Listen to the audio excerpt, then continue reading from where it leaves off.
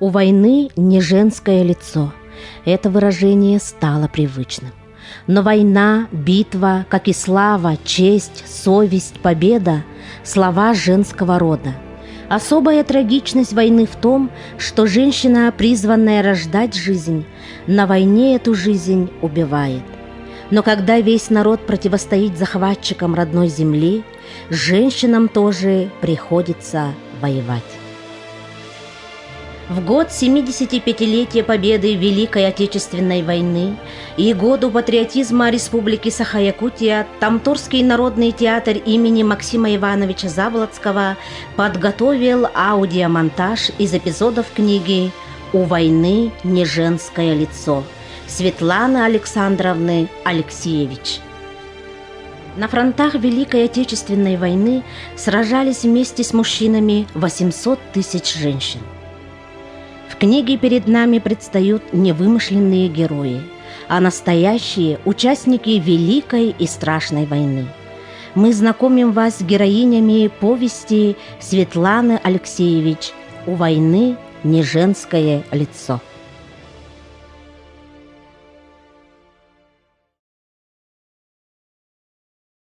Так какие же они были, девчонки 41-го? Как уходили на фронт, воевали? Пройдем их путь вместе с ними. Я как сейчас помню тот 41-й год. Представляете, 41-й год. А у нас последний школьный звонок, выпускной. Вечер начался с какой-то грусти. Мы все понимали, что в последний раз собрались вместе. Мы еще были, как говорится, нецелованные. А у меня был Генка, просто товарищ. Мы с ним в кино ходили на последний сеанс, и он мне подарил свои стихи. «Не криви улыбку, руки теребя, я признаюсь, Таня, как я люблю тебя. Ты сама ведь знаешь хорошо, что тебя я вижу, что к тебе пришел. Проходил я мимо, сердцу не все равно. Просто захотелось посмотреть в окно. Увидеться с тобой еще». Дуреха, это стихи Есенина.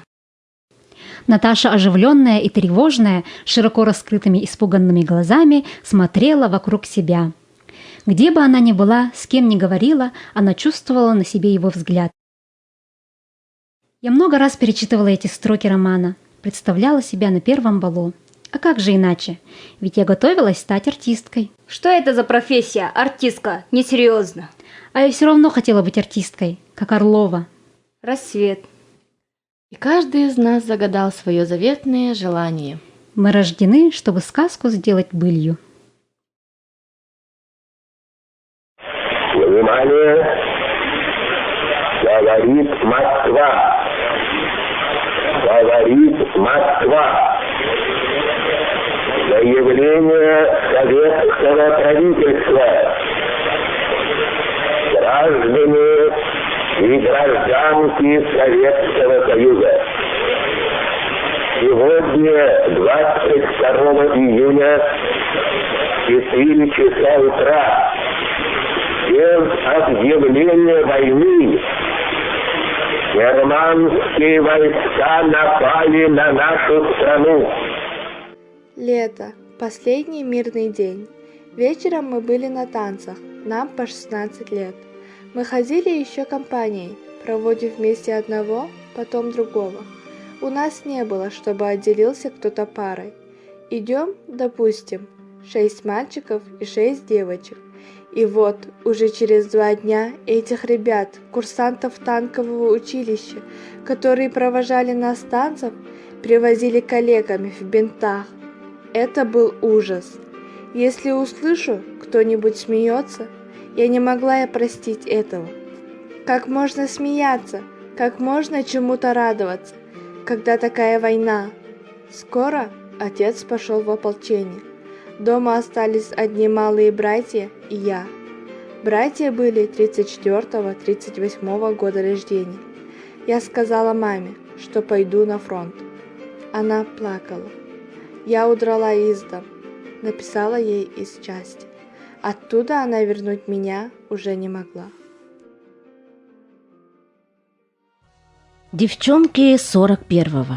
Что двигало ими и побуждало? Вот они рвутся на фронт. В первые же дни войны военкоматы и призывные пункты были переполнены девчонками. Они записывались добровольцами и хотели попасть в самый ад, на передовую. Просились, требовали, плакали, убегали самовольно вслед за отступающими частями. Вначале им отказывали. Что же все-таки вдохновляло их? Какие чувства? Всегда был один ответ. Мы были готовы умереть за Родину. Нас так воспитали. В этом ответе их время, их вера. Военкомат. Товарищ командир, выслушайте меня. Опять ты? Что ты от меня хочешь? Не мешай. Смотри, сколько людей, и все хотят на фронт. Товарищ командир, вот мое заявление. Прошу принять меня добровольцем. У тебя военная специальность есть? Нет. Ты машину водить можешь? Тоже нет. Раненых перевязывать сможешь? Молчишь. Тогда что ты будешь делать там, на фронте? Если надо быть санитаркой, научусь. Надо связисткой, научусь. Только бы на фронт. Это ты сейчас такая прыткая, а попадешь туда, по-другому запоешь. Прошу вас, товарищ командир. Ты думаешь, мне приятно отправлять таких, как ты, в пекло? Я смогу, я научусь. Ладно, давай свое заявление. Спасибо, товарищ. Дяденька, в гимнастерке и сапогах. Это вы меня? Я к вам. Вот заявление мое. Девочка, а теперь слушай меня внимательно.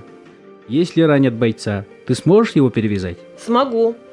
А оттащить раненого в укрытие? Смогу. А если ранят танкиста? Что танкиста? Если его ранят, то где? Где? В танке. В танке? А в танке люк. Что? Чтобы вытащить раненого танкиста, нужно сначала взобраться на танк, открыть люк, залезть на него. Залезу. А если танк горит, снаряды рвутся, пули свистят, сможешь из горящего танка вытащить танкиста? А они, мужики, крепкие. Крепкие? Смогу. Я могу показать. Отставить. Сколько тебе лет? А сколько надо? Чего? Не врать. Сколько лет? 17,5. Давай заявление. Когда я снова пришла в военкомат, меня еще несколько девчонок в одну дверь вели, в другую вывели. У меня очень красивая коса. Я ей гордилась. Я уже без нее вышла. Мы еще не знали, куда нас зачислят, куда мы поедем. В конце концов, для нас было не так и важно, кем мы будем. Только бы на фронт, все воюют, и мы. А меня не взяли. Брали в первую очередь тех, кому исполнилось 18. Зато нас, девчонок и мальчишек 16-17 лет, отправляли на строительство оборонительных сооружений. И мы гордились, что мы выполняем дело, связанное с войной. Работали мы с 8 утра до позднего вечера. И вот однажды слышим: «Воздух! Немцы!» Мы все бросились бежать к сараю, который стоял в чистом поле. Бежали и взрослые, и ребята. Но нам, молодым, стало любопытно посмотреть, что такое немецкие самолеты. Они пролетели так быстро, что мы не могли разглядеть. Но вот они стали разворачиваться назад и начали лететь ниже. И мы увидели черные кресты. Но нам не было страшно. И вдруг немецкие самолеты стали стрелять, строчить из пулеметов, и на наших глазах свои ребята стали падать на землю. Ребята, с которыми вместе учились, замертво падали. Начали выбегать взрослые и толкать нас, но нам не было страшно. Было какое-то оцепенение. Мы не могли понять, что с нами происходит. Но страха не было, и я все равно решила попасть на фронт. Нина Яковлевна Вишневская, старшина, санинструктор танкового батальона. Когда я уходила на фронт, стоял прекрасный день. Светлый воздух и мелкий-мелкий дождичок. Так красиво. Вышла утром, стою. Неужели я больше сюда не вернусь? А я верила, что вернусь, что не погибну. Как это я могу умереть? Как это меня убьют? Меня не станет? Они не плакали, наши матеря, провожая нас на фронт. Они выли. Вот прихожу я на вокзал, ищу своих подруг. Мы договорились встретиться у поезда. И вдруг вижу моя мама, она прибежала к поезду. Мама была строгая, она никогда меня не целовала, не хвалила. Если что-то хорошее, то она только ласково посмотрит, и все. А тут она прибежала, схватила мою голову и целует меня, целует. И так смотрит в глаза, смотрит, долго. Я поняла, что больше уже никогда не увижу свою маму. Я почувствовала, захотелось бросить все, отдать весь мешок и вернуться домой. 2 месяца нас везли в теплушках, 2000 девушек, целый эшелон. Приехали на какую-то станцию. Выходи строиться! И нас там первый раз бомбили, и мы были как раз в санпропускнике, в бане. Когда мы шли мыться, там дядечка дежурил, он за баней смотрел. Мы его стеснялись, девчонки, совсем молоденькие. А как стали бомбить, мы все вместе к тому дядечке, только бы спастись. Кое-как оделись, я завернула голову полотенцем, у меня красное полотенце было. Выскочили. Все девочки врассыпную, у одной на голове полотенце, офицер за ней. Девушка в бомбоубежище! Бросьте полотенце, демаскируйте! Офицер пытается стащить у нее полотенце с головы. Ничего не демаскирую, а полотенце не сниму, мне мама не велела сырой головой ходить. В какой-то момент офицер отталкивает девушку и сам падает. Бомбежка заканчивается. Офицер медленно встает и подходит к ней. Почему меня не слушаешься? Я твой командир. Еще не хватало, что ты мой командир. Разговорчики, выходи строиться. Поругалась я с этим командиром. Мальчишка, на годок какой старше меня, а еще кричит. Вспоминает Валентина Павловна Чудаева, сержант, командир зенитного орудия. Армия давалась девушкам трудно. Мы были готовы к подвигу, но не были готовы к армии. И армия, в свою очередь, не была готова к нам, потому что в большинстве девушки шли добровольно. На нас не рассчитывали, даже не ждали. После карантина нам выдали солдатскую форму. Гимнастерка. Пилотка. Галифе. Они пришли из юности, из вольной жизни, часто вели себя еще по-детски, а тут воинская дисциплина. Нужно было ползать по-пластунски, наматывать портянки, бегать с оружием, стрелять по мишеням. Существовала та солдатская обыденность, о которой, когда девчонки просились на фронт, даже и не подозревали. А сапоги? Держите. Большие. Молчи.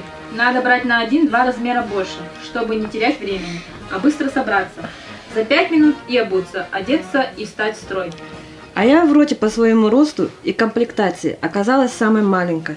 Рост 153 сантиметра, обувь 34 размера. И, естественно, военной промышленностью такие мизерные размеры не шились. И мне достались ботинки 42 размера.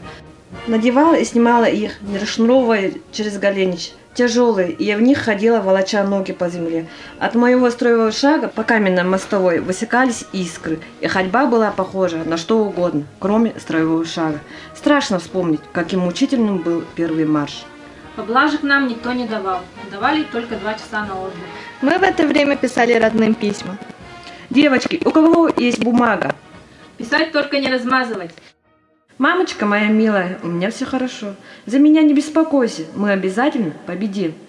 Дорогие мои родные, не могу часто писать. Времени нет, приходится всему учиться на ходу. Но я не унываю, ваша дочь. Здравствуйте, мамочка, сестренка, бабушка. Сообщаю, что жива и здорова. Жизнь наша солдатская протекает нормально. Кушаем 3 раза в день. Целую, ваша дочь. Отделение, становись, смирно, подровнять носочки. Что вы в карманы напихали? Что природа напихала, то и напихали.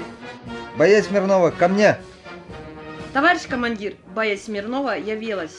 Отставить, являются черти, а бойцы прибывают, ясно? Так точно. Повторить подход к командиру. Боец Смирнова делает кругом, убегает от командира на небольшое расстояние, волоча ботинки, которые постоянно с нее слетали. Потом подправила шнурки, выпрямилась и кричит командиру. Я готова, давайте. Чего давать? Зовите. Боец Смирнова, ко мне. Делает несколько шагов, высоко поднимая ногу, и вдруг у нее спадает ботинок с ноги. Боец Смирнова, как ты ходишь? Устав не знаешь? Одни замечания, а форма как на вас сидит? Как ты ходишь строевым? Что, тебя не учили? Почему ты не поднимаешь ноги? Объявляю 3 наряда вне очереди. Есть, товарищ командир. 3 наряда вне очереди. Повернулась, чтобы идти, и упала. Сапоги остались на полу, ноги были в кровь стерты. Отставить! Вот что, боец. Сходи к нашему ротному сапожнику Паршину. Пусть он тебе сошьет сапоги из старой плащ-палатки 36-го размера, товарищ командир. Да, отставить. Я сам схожу. Пожалел. Вспоминает военный хирург Вера Иосифовна Хорева. И солдаты, глядя, что мы такие молодые девчонки, любили еще и подшутить над нами. Послали меня однажды за чаем на кухню. Боец, а ты что тут прохлаждаешься? Бегом за чаем на кухню. Ей за чаем на кухню. Так вот, взяла я чайники и бегом на кухню. Прибегаю, а мне повара. Чего пришла? Я отвечаю, за чаем. А они мне, чая нет. А я, почему? Нужно обождать, пока повара в котлах моются. Вот помоются, тогда чай будет. И я иду обратно. Тебя за смертью посылать. Где чай? А чая нет. Как это? Нет. Повара сказали, что в котлах повара моются. Вот помоются, и тогда чай будет. Какие повара? В каких котлах? Повара в бане моются, в солдатской, как и все. Давай бегом. Взяла я чайник и бегом на кухню. На этот раз они мне налили чай. Возвращаюсь я обратно, вдруг вижу, мне навстречу идут 2 офицера. Но нас ведь учили здороваться, отдавать честь, если видишь, идут старшие по званию. Я, значит, с ним поздоровалась. Я чайники на землю поставила и обе руки к козырьку и кланяюсь. То одному, то к другому. Кто тебя так учил честь отдавать? Старшина учил. Он говорит, что каждого надо приветствовать, а вы идете вдвоем вместе. Все для нас, девчонок, в армии было сложно. Очень трудно давались нам знаки отличия. Когда мы прибыли в армию, еще были ромбики, кубики, шпалы. И вот сообрази, кто там по званию? Скажет, отнеси пакет капитану. А как его различить? Пока идешь, даже слово «капитан» из головы вылетит. Прихожу. Дяденька, дяденька, мне дяденька велел вам это отдать. Какой еще дяденька? А тот, что всегда в гимнастерке ходит, без кителя. Запоминалось не то, что этот капитан или лейтенант, нам запомнилось другое. Красивый или некрасивый. Точно. Или рыжий, или высокий. Дисциплина, уставы, знаки различия, вся эта военная премудрость, конечно же, не давалась нам сразу. Вот я стою на посту и охраняю самолету, а в уставе говорится, что если кто идет, надо останавливать. Стой, кто идет? Я увидела командира, который приближался к моему посту, но я на него винтовку направила и кричу: «Стойте, а кто идет?» А он не останавливается. Тогда я кричу: «Вы меня извините, товарищ командир, но я буду сейчас вас стрелять». Представляете? Я своему командиру. Иванычу? Ну да, Иванычу. Все, что нам известно о войне, известно в основном с мужского голоса, с мужских слов. Мы словно в плену мужских представлений о войне. Но на этой войне вместе с мужчинами воевали и женщины. Женщине пришлось на войне не только спасать, перевязывать раненых, но и стрелять из снайперки, бомбить, подрывать мосты, ходить в разведку, брать языка. Женщина на войне убивала. Но разве это женская доля – убивать? Она убивала врага, обрушившегося с невиданной жестокостью на ее землю, на ее дом, на ее детей. А я расскажу, как первый раз вышла на охоту. Так у нас снайперов это называется. До этого я закончила снайперскую школу. В школу отбирали только молодых девушек с идеальным зрением и здоровьем. Потом я узнала, почему не брали мужчин. Женщины умеют плавнее нажимать на спусковой крючок. Вы думаете, что снайпер только сидит в засаде и ждет, когда кто-нибудь покажется, чтобы его снять? Нет, это не так.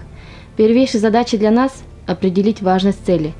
У снайпера есть шанс только на один выстрел. И сделать его надо не по повару и не по солдату, а по офицеру или командиру. Помимо винтовки, саперной лопатки и бинокля, мы, снайперы, брали с собой на охоту 2 гранаты. Одну для противника, другую для себя, потому что знали, с нами, со снайперами, немцы обращались очень жестоко. Так вот, вышли мы первый раз на охоту. С моей напарницей замаскировались, лежим, я веду наблюдение, напарница Маша Козлова с винтовкой. И вдруг Маша мне: «Стреляй, стреляй!» Видишь, немец-офицер, я ей отвечаю: «Я наблюдаю, ты стреляй». «Пока мы тут выяснять будем, — говорит она, — он уйдет». Вижу, что Маша уже злится на меня. «Ну так стреляй, чего ты?» А в это время действительно немецкий офицер давал солдатам указания. Подошла повозка, и солдаты по цепочке передавали какой-то груз. Этот офицер постоял, что-то скомандовал, потом скрылся. Я боялась, что мы его упустили. И когда он появился снова, я решила стрелять. Решилась. И вдруг такая мысль мелькнула. Это же человек. Хоть он враг, но человек. И у меня как-то начали дрожать руки. По всему телу пошла дрожь, озноб. Какой-то страх. Я же его вижу в оптический прицел. Хорошо вижу. Как будто он близко.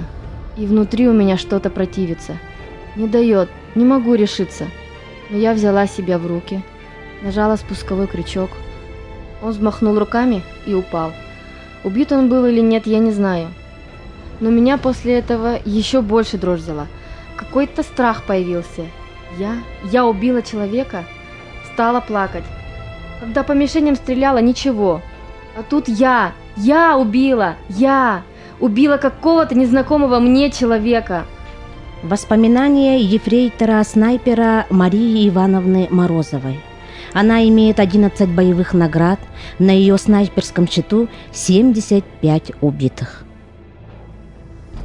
Я убила человека, и у меня появился страх. Не могла стрелять, руки дрожали. Но потом страх прошел. И вот как это случилось. Мы уже наступали, шли мимо небольшого поселка.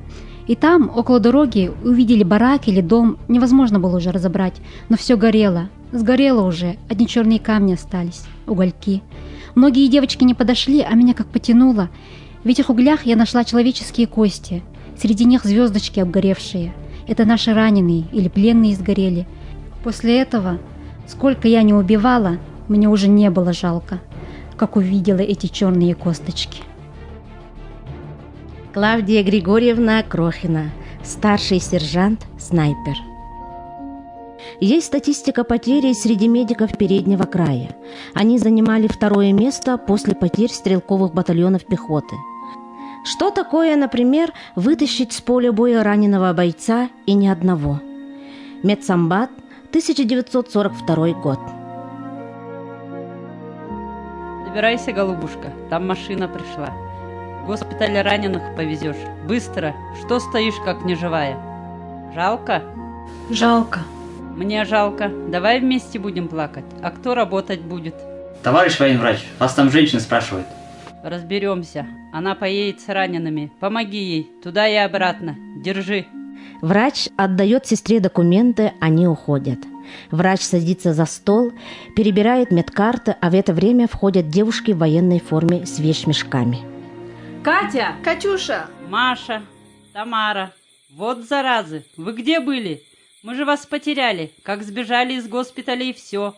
Где, чего? Рассказывайте. Мы же записку оставляли. На дежурство не придем. Уезжаем на фронт. Вояки, не было записки. Что я могла подумать? Да я на вас погляжу. Живы. Как видишь. Теперь вижу. Ну, рассказывайте. Все, что там внутри, подружки мои. Я перед войной однажды видела, как здоровые, сильные мужики на вокзале разгружали вагоны с зерном. Таскали мешки по 60-80 килограмм. Столько же весит в среднем человек. Таскают они мешки, а на них рубашки мокрые, хоть выкручивай. А раненый человек тяжелее своего веса. А в это время еще стреляют, бомбят. Таскал на себе мужчин в 2-3 раза тяжелее. Его самого тащишь, его оружие, на нем еще шинель, сапоги. Взвалишь на себя 80 килограмм, 90. И тащишь. Сбросишь, идешь за следующим.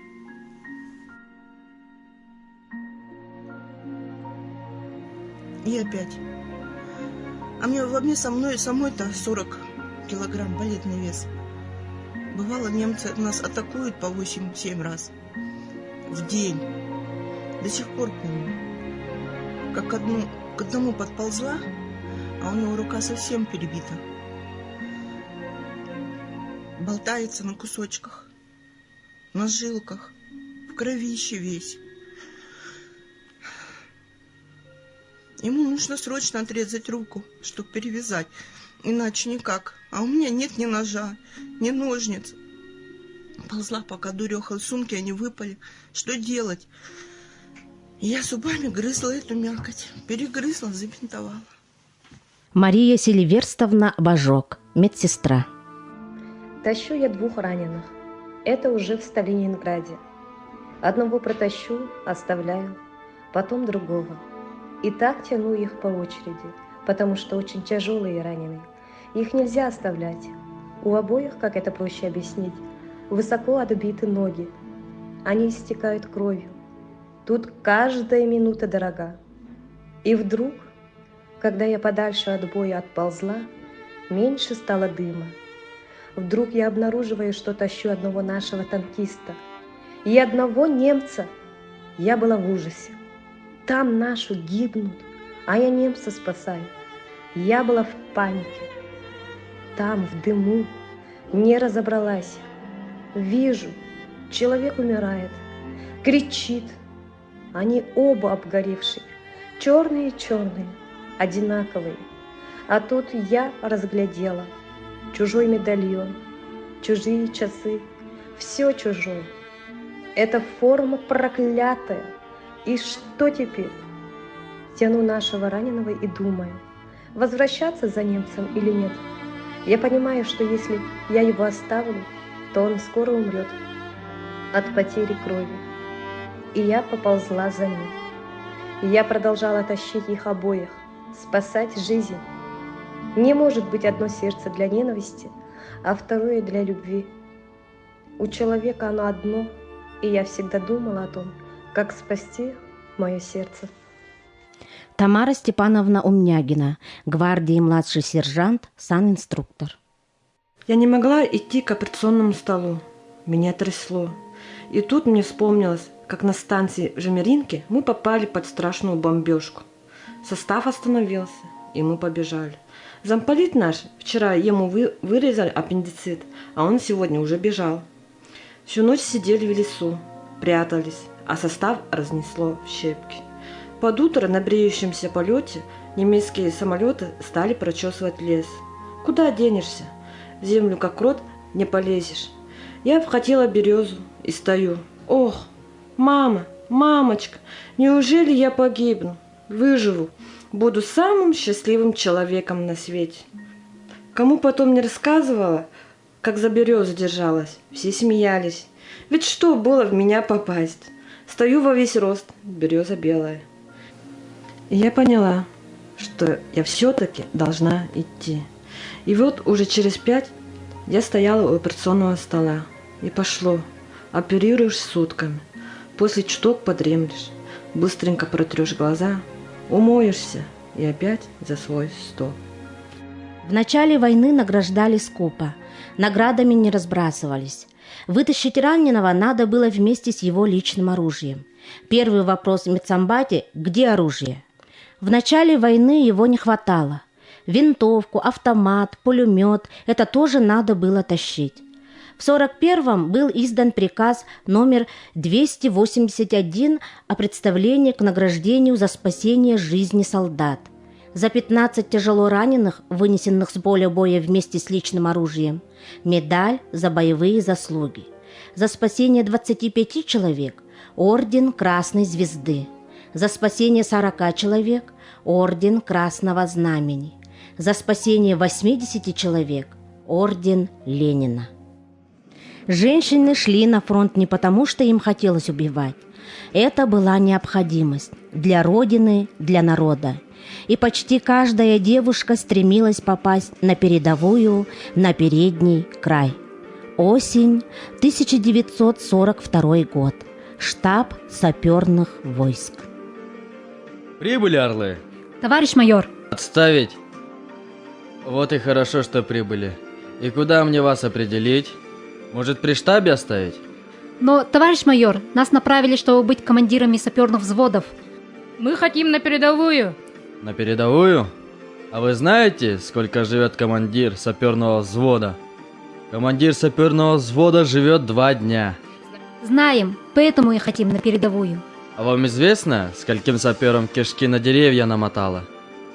Девочки, это не женское дело. Подумайтесь.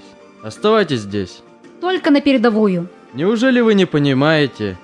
Там мужики, и вдруг командир будет девушка. Это безумие. Разговор окончен. Остаетесь здесь, и все кончено. Товарищ майор, согласно направлению, вы должны направить нас. Что же с вами делать? Упрямые, как говорят, или грудь в орденах, или голова в кустах. Младший лейтенант Фролова. Я. Младший лейтенант Волкова. Я.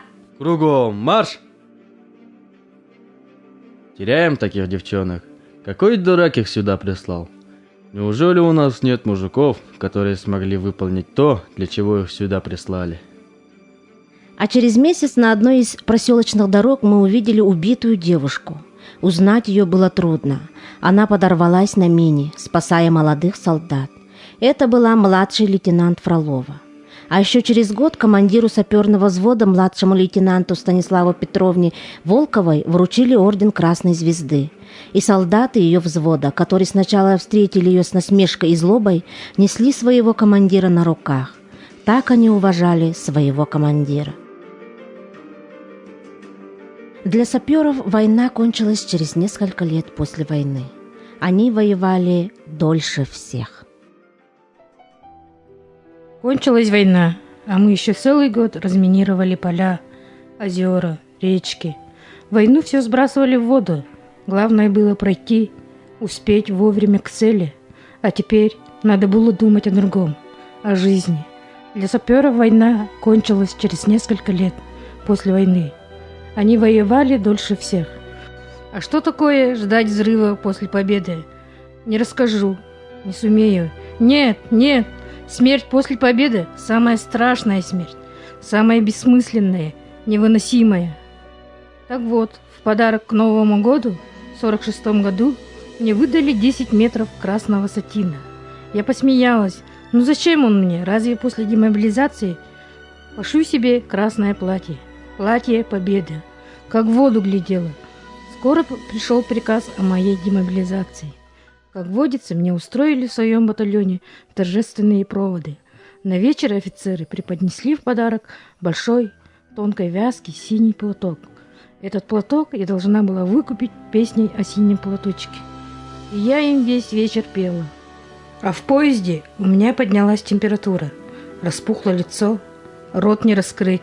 Росли зубы мудрости. Я возвращалась с войны. Вспоминает Апполина Никоновна Лицкевич-Байрак, младший лейтенант, командир саперно-минерного взвода. Все было на войне: смерть, страх, слабость, тяжелая работа. И было женское долготерпение, верность, нежность, любовь и женщины. Конечно, там, на фронте, любовь была другая. Каждый знал, что ты можешь любить сейчас, а через минуту может этого человека не быть. Он шел в бой, и она рвалась. Говорила, что не простит себе, если он погибнет не на ее глазах, если она не увидит его смерть. Пусть нас вместе убьют, одним снарядом накроет. Умирать они собирались вместе или вместе выжить. Уж если любить, значит любить.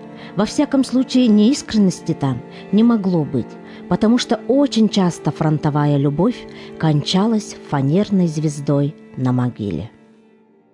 Мы вместе с мужем ушли на фронт. Мы уже шли через Восточную Пруссию, уже все говорили о победе. Он погиб. Погиб мгновенно, от осколка, мгновенной смертью, секундной. Мне передали, что их привезли. Я прибежала. Я его обняла. Я не дала его забрать. Хоронить утром? Я решила, что увезу его домой, в Беларусь. А это несколько тысяч километров. Военные дороги, неразбериха. Все подумали, что я от горя сошла с ума. Ты должна успокоиться, тебе надо поспать. Нет, нет, я шла от одного генерала к другому. Так дошла до командующего фронтом Рокоссовского. Сначала он отказал. Ну, ненормальная какая-то. Сколько уже в братских могилах похоронено лежит в чужой земле. Я еще раз добилась к нему на прием. Хотите, я стану перед вами на колени? Я вас понимаю, но он уже мертвый. У меня нет от него детей, дом наш сгорел, даже фотографии пропали, ничего нет. Если я его привезу на родину, останется хотя бы могила, и мне будет куда возвращаться после войны. Молчит, ходит по кабинету. Вы когда-нибудь любили, товарищ маршал? Я не мужа хороню, я любовь хороню. Молчит. Тогда я тоже хочу здесь умереть. Зачем мне без него жить? Он долго молчал. Потом подошел и поцеловал мне руку. Мне дали специальный самолет на 1 ночь. Я вошла в самолет, обняла гроб и потеряла сознание. У нас, живых, есть много человеческих прав. Трудиться и любить, учиться и жить. Но одного права у нас нет – забывать то, что сделали наши фронтовики во имя победы. Перед каждым был выбор, но случилось, что после этого выбора каждому человеку нельзя уже было жить дальше. Нельзя. Я свидетель. Командир нашего партизанского отряда. Можно без фамилии? Еще живы его родные, им будет больно. Связные передали в отряд, что его семью забрали в гестапо, жену их 2 девочек. Всюду развешано объявление. Поставлено условие. Наш командир выходит из леса и сдается немцам. Или его семью расстреляют. 2 суток, чтобы подумать. 48 часов. Полицаи ездили и проводили среди людей агитацию. Красные комиссары не жалеют своих собственных детей. Это не люди, это сталинские фанатики. Красные звери. Командир хотел сдаться. Хотел стреляться, вешаться. Не находил выхода. Связаться с Москвой. Собрали в отряде партийное собрание. Было принято решение не поддаваться немецкой провокации. Как коммунист он подчинился партийной дисциплине. Уставу, как коммунист. Истекло 2 суток. 48 часов. Послали в город разведчиков. Они узнали семью. Семью расстреляли. Девочек тоже. В первом же бою командир погиб. Как погиб, непонятно. Случайно. Я думаю, что он хотел умереть. Рассказываю и плачу. Санинструкторы в танковых частях гибли быстро. Для нас место в танке не предусмотрено. Вцепишься поверх брони и только об одном мысль, чтобы не затянуло ноги в гусениц. И надо следить, где танк загорится, туда бежать, ползти. На фронте нас было 5 подружек. Люба Ясинская, Шура Киселева, Тоня Бабкова, Зина Латыш и я. Канаковские девчата звали нас танкисты. И все девчонки погибли. Кто-то нас выдал. Немцы узнали, где стоянка партизанского отряда. Отцепили лес и подходы к нему со всех сторон. Прятались мы в диких чащах. Нас спасали болота. Туда каратели не заходили. Трясина. И технику, и людей она затягивала намертво. По несколько дней, неделями мы стояли по горло в воде. С нами была радистка. Она недавно родила. Ребенок голодный, просит грудь. Но мама сама голодная. Молока нет, и ребенок плачет. Каратели рядом с собаками. Собаки услышат, все погибнем. Вся группа, человек 30. Вам понятно? Принимаем решение. Никто не решается передать приказ командира. Но мать сама догадывается. Отпускает сверток с ребенком в воду и долго там держит. Ребенок больше не кричит. Ни звука. А мы не можем поднять глаза. Трудно вспомнить о пережитом на фронте. Светлана Александровна Алексеевич готовя материал своей книги, встретилась с десятками женщин. Выслушала и записала в магнитофон их взволнованные рассказы. Она пишет: начинают рассказывать тихо, а к концу почти кричат, и ты чувствуешь себя виноватой. Знаешь, что уйдешь, а они будут глотать таблетки и пить успокоительные. Рассказы женщин бредят душу, заставляют поражаться их неженской, нечеловеческой силе. И снова мучает вопрос: каким же надо было быть, чтобы все это вынести? Услышанные сегодня рассказы женщин рисуют облик войны, у которой совсем не женское лицо. Они звучат как предостережение, как обвинение тем, кто развязывает войну, будь она более полвека назад, или сегодня, или готовится. Войне говорят «нет» матери, жены, сестры, дочери. Войны, будь они даже маленькие, для женщин всегда великие. Женщина отвергает смерть, призванная любить и продолжать жизнь.